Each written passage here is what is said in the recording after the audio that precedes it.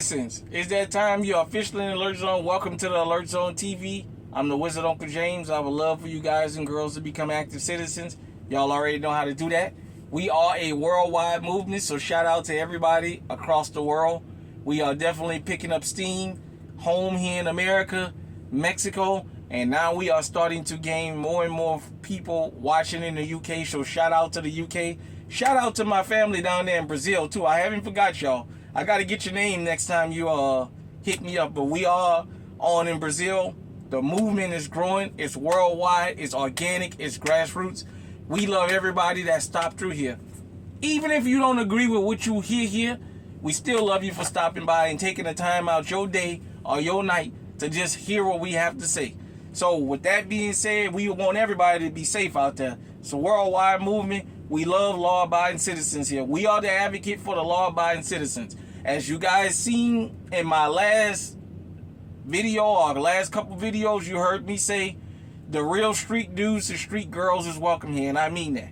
If you into the street, as long as you sticking to the code, I'm okay with that. I can't look down on you because I don't know what your situation is. And you guys know what the code is. I ain't got to tell you.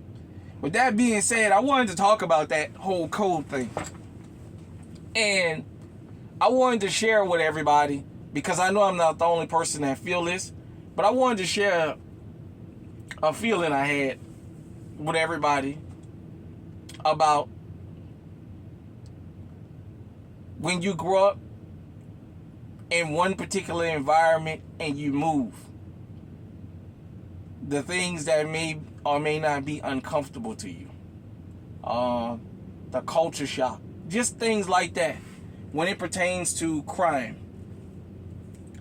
Believe it or not, for those of you who don't know, there is a downside to living in the quiet areas.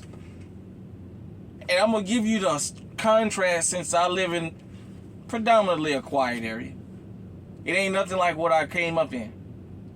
I done lived in neighborhoods where you had to peek out the damn door before you went out the house. People might say, how can you live like that? But you know what? You don't choose to be born. You adapt to your circumstances and you make the best of it. I know when people hear about the hood, all they hear is the negative. Hood, everybody think hoods means ignorant, black, lazy, criminal, not responsible. And to be honest, even the numbers will back me up. It's a small majority of the guys and girls that's committing all the crimes. The bottom 10 or 15% of our community is responsible for most of the crimes. The majority of us not out here committing crimes, even if we live in the hood. Let me tell you something about hood living. Because you know what? Unc like to tell it like it is. One thing about hood living I got to say, everybody know everybody.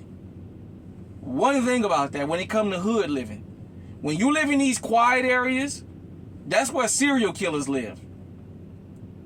You have never heard or really seen a serial killer that lives in the hood. You know why? People gonna be knocking on the door. This guy is so quiet. How come nobody don't talk to this guy?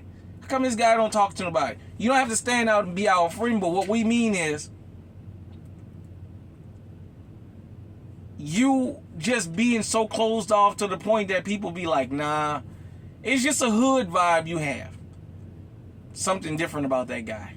In the quiet neighborhoods, a guy and a girl can get up, go to work, come home, mind their business, and everything is kosher. But hood people, the one thing about hood people is everybody know everybody get down. We know the dudes and chicks that got 9 to 5s. For all of y'all who like to talk about the hood, let me talk about New Orleans for a minute. I'm 45 years old. Thank goodness I lived to be this old. Where I come from, you know. Let me go back. The winos, the alcoholics that hang by the corner store all day, from the time it opened to the time it closed. The one thing about them dudes, they never let nothing happen to the people that's getting up going to work in the morning. Especially the women. For the women who get up and go catch the bus in the morning, yeah, you might not like that these old dudes be out here looking at you and speaking to you. They don't all be out there catcalling you. Ladies, just tell it like it is. But you know what?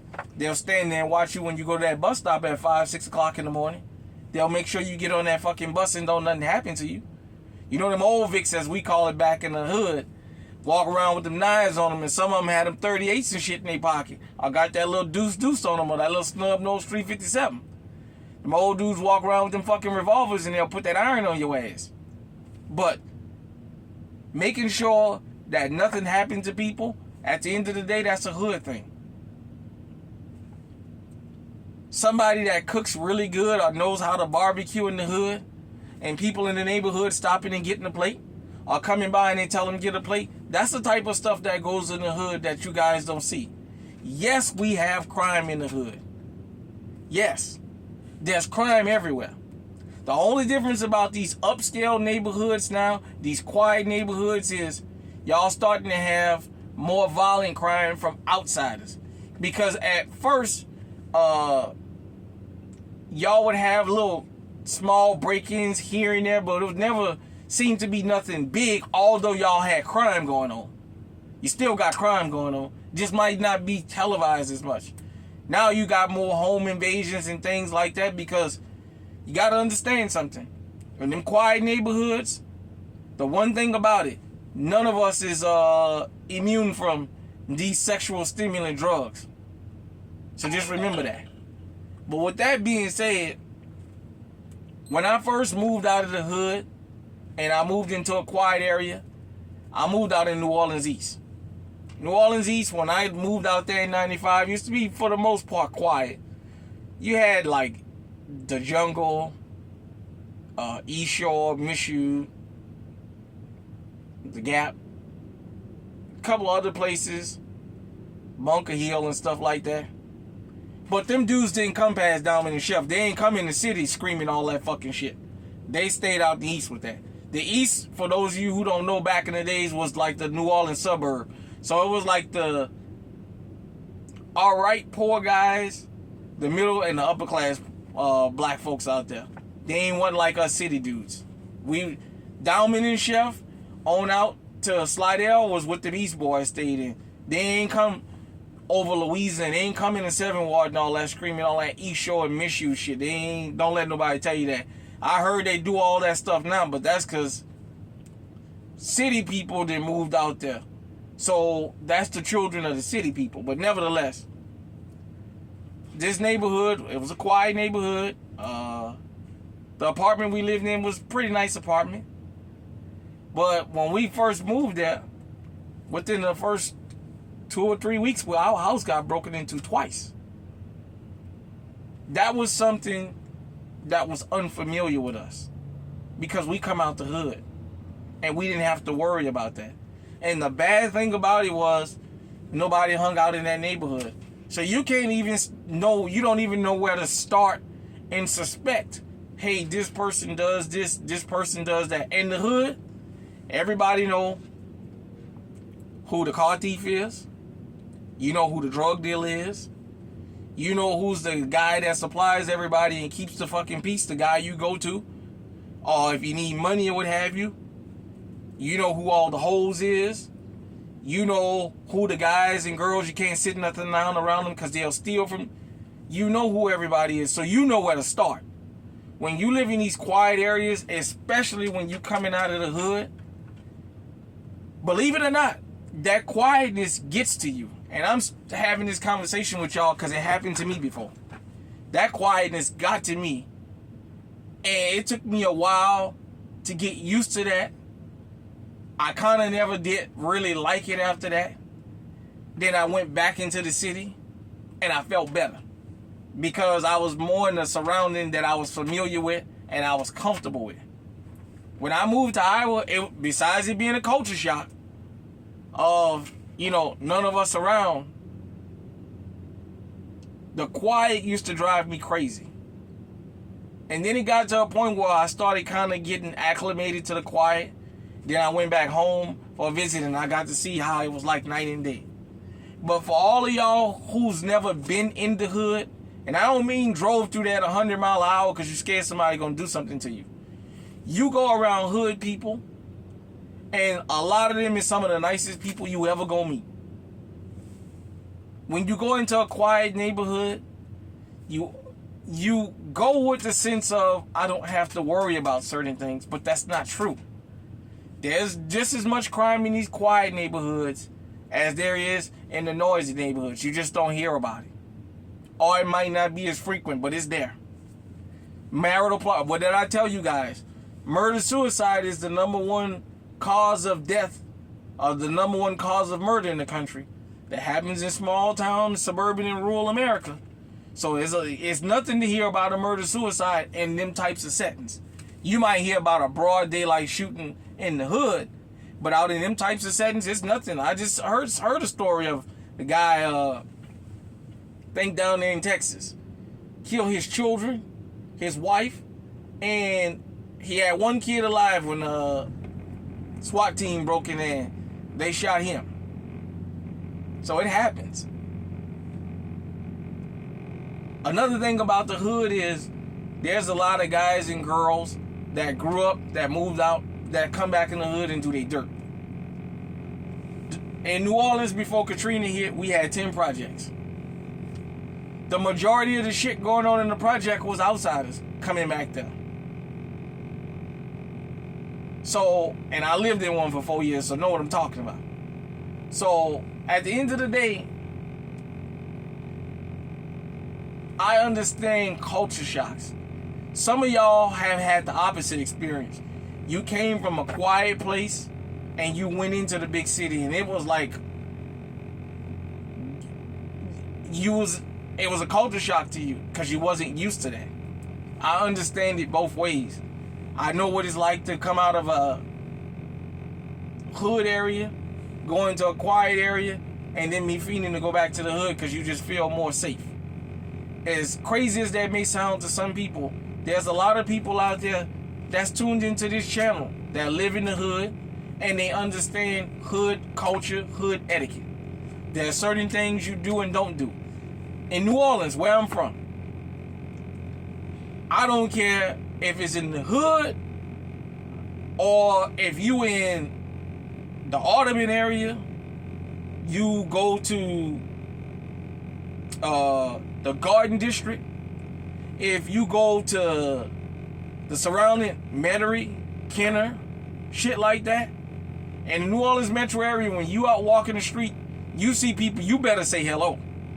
Not saying hello can be a problem because people are just that courteous. You walking up the street and people sitting on the porch, how y'all doing? How you doing, baby? You keep on going about your business, but you acknowledge people out there. People speak, you speak back. There's a lot of hood etiquette that you guys and girls, if you've never lived in the hood or you've never really hung with somebody from the hood, you won't understand it. It may look crazy to you. And to an extent, some of it kind of wild, but you know what? We do stuff more in the open than y'all do behind closed doors.